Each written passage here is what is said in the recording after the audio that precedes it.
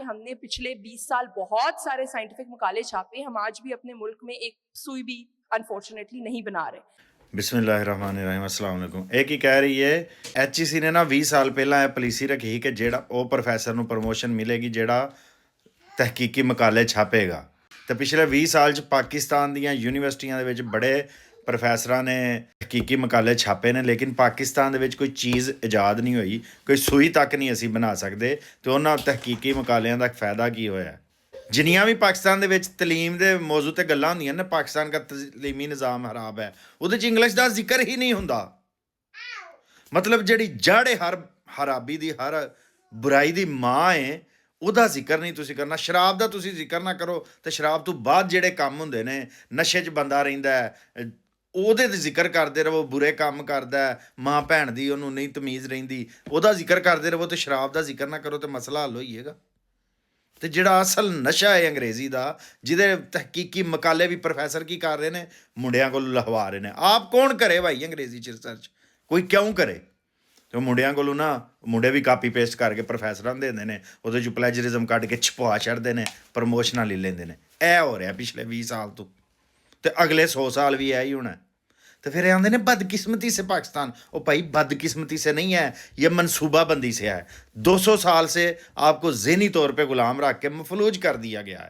आंदे ना जरूरत जात दी माँ है, साड़ी की जरूरत मुक गई ने दुनिया 'च, जिहड़ा असीं याद ही नहीं कर रहे। ਜਦੋਂ ਦੀ ਦੁਨੀਆ ਬਣੀ ਹੈ, ਹਿੰਦੁਸਤਾਨ ਜਿਹੜਾ ਸਾਡਾ ਪੂਰਾ ਬਰਸਗੀਰ ਹੈ, ਦੁਨੀਆ 'ਚ ਸਭ ਤੋਂ ਜ਼ਿਆਦਾ ਆਬਾਦੀ ਇੱਥੇ ਸੀ। ਤੇ ਜਦੋਂ ਆਬਾਦੀ ਇੱਥੇ ਸੀ ਤੇ ਸਭ ਤੋਂ ਜ਼ਿਆਦਾ ਜਾਇਦਾਦ ਵੀ ਇੱਥੇ ਸਨ। ਔਰੰਗਜ਼ੇਬ ਦੇ ਦੌਰ ਦੇ ਵਿੱਚ ਦੁਨੀਆ ਦੀ ਮੈਸ਼ੀਅਤ ਦਾ 25% ਹਿੰਦੁਸਤਾਨ ਸੀ। ਤੇ ਜਦੋਂ ਉਹ ਅੰਗਰੇਜ਼ ਆਏ ਨੇ, ਉਹਨਾਂ ਡੀ ਇੰਡਸਟਰੀਲਾਈਜ਼ ਕੀਤਾ, ਸਾਡੀਆਂ ਸੰਤਾਂ ਖਤਮ ਕਰ ਛੜੀਆਂ ਨੇ, ਅੰਗਰੇਜ਼ੀ ਮਸਲਤ ਕਰਕੇ ਸਾਡੀ ਜਾਤ ਹੀ ਖਤਮ ਕਰ ਛੜੀ ਹੈ। ਹੁਣ ਨਾ ਸਾਡੀ ਕੋਈ ਜ਼ਰੂਰਤ ਰਹੀ ਹੈ ਨਾ ਜਾਤ। ਆਜ਼ਾਦ ਹੁੰਦੀ ਕਿੰਜ ਸੀ? ਹੁਣ ਇਹ ਸਾਡੇ ਹਕੀਮ ਨੇ ਨਬਜ਼ ਫੜ ਕੇ ਦੱਸ ਛੱਡਦੇ ਸਨ ਨਾ ਕਿ ਭਾਈ ਬੰਦੇ ਨੂੰ ਕੀ ਬਿਮਾਰੀ ਹੈ। ਉਹ ਆਪਣਾ ਇਲਮ ਲੈ ਕੇ ਮਰ ਗਏ ਨੇ।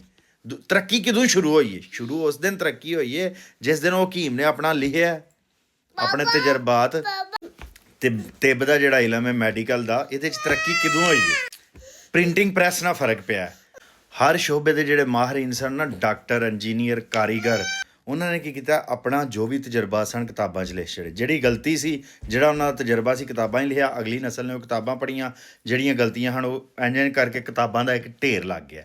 ਜਰਮਨ ਜ਼ਬਾਨ 'ਚ ਕਿਤਾਬਾਂ ਦਾ ਢੇਰ ਲੱਗਾ, ਚੀਨੀ ਜ਼ਬਾਨ 'ਚ ਢੇਰ ਲੱਗਾ, ਜਾਪਾਨੀ 'ਚ ਲੱਗਾ, ਸਪੈਨਿਸ਼ 'ਚ, ਫਰੈਂਚ 'ਚ, ਅੰਗਰੇਜ਼ੀ 'ਚ, ਹਰ ਜ਼ਬਾਨ 'ਚ ਕਿਤਾਬਾਂ ਦਾ ਢੇਰ ਲੱਗ ਗਿਆ। ਨਵੀਆਂ ਨਸਲਾਂ ਪੁਰਾਣੀਆਂ ਨਸਲਾਂ ਦੇ ਤਜਰਬਾਤ ਤੋਂ ਸਿੱਖ ਕੇ ਤਰੱਕੀ ਕਰੀ ਜਾ ਰਹੀਆਂ ਨੇ। ਸਾਡੀ ਜ਼ੁਬਾਨ ਦੇ ਵਿੱਚ ਕਿਤਾਬਾਂ ਦਾ ਢੇਰ ਹੀ ਨਹੀਂ ਲੱਗ ਰਿਹਾ, ਇਲਮ ਹੀ ਨਹੀਂ ਪੈਦਾ ਹੋ ਰਿਹਾ। ਸਾਡੇ ਕੀ ਨੇ, ਹਕੀਮ ਮਰਦਾ ਜਿਸ ਦਿਨ ਉਹਦਾ ਇਲਮ ਵੀ ਮਰ ਜਾਂਦਾ, ਕਾਰੀਗਰ ਮਰਦਾ ਉਹਦਾ ਇਲਮ ਮਰ ਜਾਂਦਾ, ਡਾਕਟਰ ਮਰਦਾ ਉਹਦਾ ਇਲਮ ਮਰ। ਆ ਜਿਹੜਾ ਬ੍ਰੇਨ ਦਾ ਜਿਹੜਾ ਡਾਕਟਰ ਇਲਾਜ ਕਰਦਾ, ਇਸ ਤੋਂ ਪਹਿਲਾਂ ਜਿਹਨੇ ਕੀਤਾ ਸੀ ਉਹਨੇ ਕਿਹਾ ਕਿ ਇਹ ਫਲਾਣੀ ਫਲਾਣੀ ਨਸ ਏ, ਇਹਦੀ ਇੱਥੇ ਨਸ ਏ, ਇੱਥੋਂ ਚੀਰਾ ਲਾਣਾ, ਇੰਜ ਇੰਨਾ ਖੂਨ ਨਿਕਲਣਾ ਚਾਹੀਦਾ, ਇਹ ਉਹ ਸਾਰਾ ਲਿਖ ਕੇ ਗਿਆ। ਅਗਲਿਆਂ ਡਾਕਟਰਾਂ ਨੇ ਆ ਕੇ ਵਧਾਇਆ, ਅਗਲਿਆਂ ਨੇ ਆ ਕੇ ਕੈਮਰਾ ਇਸਤੇਮਾਲ ਕਰਕੇ ਕੈਮਰਾ ਅੰਦਰ ਵਾੜ ਕੇ ਹੁਣ ਉਹ ਕਰ ਰਹੇ ਨੇ। ਇਹਦੇ 'ਚ ਕੋਈ ਰਾਕਟ ਸਾਇੰਸ ਨਹੀਂ ਕਿ ਪੰਜਾਬੀ 'ਚ ਜਾਂ ਸਿੰਧੀ, ਬਲੋਚੀ, ਪਸ਼ਤੋ ਜਾਂ ਉਰਦੂ 'ਚ ਨਹੀਂ ਹੋ ਸਕਦਾ। ਇਹ ਸਾਰਾ ਕੁਝ ਹੋ ਸਕਦਾ। ਔਰ ਇਹ ਜਿਸ ਦਿਨ ਹੋਇਆ ਉਸ ਦਿਨ ਪਹਿਲਾ ਦਿਨ ਤਰੱਕੀ ਦਾ ਹੋਣਾ, ਕਿਉਂਕਿ ਉਹ ਅੰਗਰੇਜ਼ੀ ਜਿਹੜੀ ਹੈ ਉਹ 99% ਲੋਕਾਂ ਨੂੰ ਆਉਂਦੀ ਨਹੀਂ ਤੇ ਨਾ ਆਉਣੀ ਹੈ। ਤੇ ਜਿੰਨੀ ਦੇਰ ਉਹ ਤੁਸੀਂ ਉਹਦੇ 'ਚ ਹੀ ਰੱਟੇ ਲਾਉਂਦੇ ਰਹਿਣੇ ਨੇ। ਦੋ ਜੁਮਲੇ ਤੁਹਾਡੇ ਮੁੰਡੇ ਨਹੀਂ ਬੋਲਨੇ, ਤੁਹਾਡੇ ਵੱਡੇ ਵੱਡੇ ਜਿਹੜੇ ਪ੍ਰੋਫੈਸਰ ਫਲਾਸਫਰ ਨੇ ਉਹਨਾਂ ਪਤਾ ਹੀ ਕਹਿਣਾ बदकिस्मती से। कासम अली शाह, बदकिस्मती से पाकिस्तान का निज़ाम तलीम ऐसा है कि 16 साल बंदा पढ़ के किसी कम का नहीं रहता। ਉਹ ਭਾਈ ਬਦਕਿਸਮਤੀ ਸੇ ਨਹੀਂ ਹੈ। 34% ਤੁਹਾਡੇ ਪੜ੍ਹੇ ਲਿਖੇ ਮੁੰਡੇ ਜਿਹੜੇ ਨੇ ਬੇਰੁਜ਼ਗਾਰ ਨੇ। ਇਹ ਬਦਕਿਸਮਤੀ ਨਹੀਂ ਹੈ, ਉਹਨਾਂ ਨੂੰ ਕੁਛ ਹੁੰਦਾ ਹੀ ਨਹੀਂ। ਉਹ ਕੀ ਤੁਸੀਂ ਕਿੱਥੇ ਜ਼ਿੰਦਗੀ ਜ਼ਾਇਆ ਲੋਕਾਂ ਦੀ ਕਰਨ ਦੇ? ਤੇ ਤੁਸੀਂ ਕਹਿ ਰਹੇ ਹੋ ਕਿ ਮਸਲੇ ਹੋਰ ਨੇ। ਮਸਲਾ ਅੰਗਰੇਜ਼ੀ ਨਿਜ਼ਾਮੇ ਤਲੀਮ ਹੈ ਜੀ। ਸਾਨੂੰ ਮਾਫੀਆ ਕਾਬਜ਼ ਹੈ ਜਿੰਨੀ ਦੇਰ ਤੱਕ ਪੂਰੀ ਕੌਮ ਮੌਲਵੀ ਜਿਹੜੇ ਨੇ ਸਾਡੇ ਲੱਗੇ ਨੇ। ਮਾਸ਼ਰਾ ਜਿਹੜਾ ਭੁੱਖਾ ਮਰ ਚੱਲਾ। ਮਾਸ਼ਰਾ ਸਾਡਾ ਨਬੀ ਸੱਲਮ ਨੇ ਆਪਣੇ ਮਾਸ਼ਰੇ ਨੂੰ ਇਲਮ ਦਿੱਤਾ ਸੀ ਉਹਨਾਂ ਦੀ ਜ਼ੁਬਾਨ 'ਚ, ਤੇ ਉਹ ਮਾਸ਼ਰੇ 'ਚ ਨੂਰ ਫੁੱਟਿਆ ਸੀ ਪੂਰੀ ਦੁਨੀਆ 'ਚ, ਤੇ ਉਹ ਫੈਲ ਗਏ ਹਨ, ਦੁਨੀਆ 'ਤੇ ਛਾ ਗਏ ਸਨ। ਤੇ ਸਾਡੇ ਮਾਸ਼ਰੇ ਦੇ ਉੱਤੇ ਜਹਾਲਤ ਮਸਲਤ ਹੈ ਇੱਕ ਜ਼ਬਾਨ ਦੇ ਜ਼ਰੀਏ। ਬਸ ਜਿੱਦਾਂ ਨੂੰ ਤੁਸੀਂ ਉਹ ਜ਼ਬਾਨ ਦੀ ਗੁਲਾਮੀ ਖਤਮ ਕਰੋਗੇ, ਆਜ਼ਾਦੀ ਦਾ ਪਹਿਲਾ ਦਿਨ ਹੋਏਗਾ, ਉਦੋਂ ਪਹਿਲਾਂ ਨਹੀਂ ਹੋਏਗਾ। ਵੀਡੀਓ ਸਾਂਝੀ, ਰੋਣਾ ਪਿੱਟਣਾ ਚੰਗਾ ਲੱਗੇ ਤੇ ਵੀਡੀਓ ਸਾਂਝੀ ਕਰੋ ਤਾਂ ਕਿ ਕੌਮ ਨੂੰ ਪਤਾ ਲੱਗੇ ਮਸਲਾ ਸਿਰਫ ਅੰਗਰੇਜ਼ੀ ਡੈਣ ਹੈ।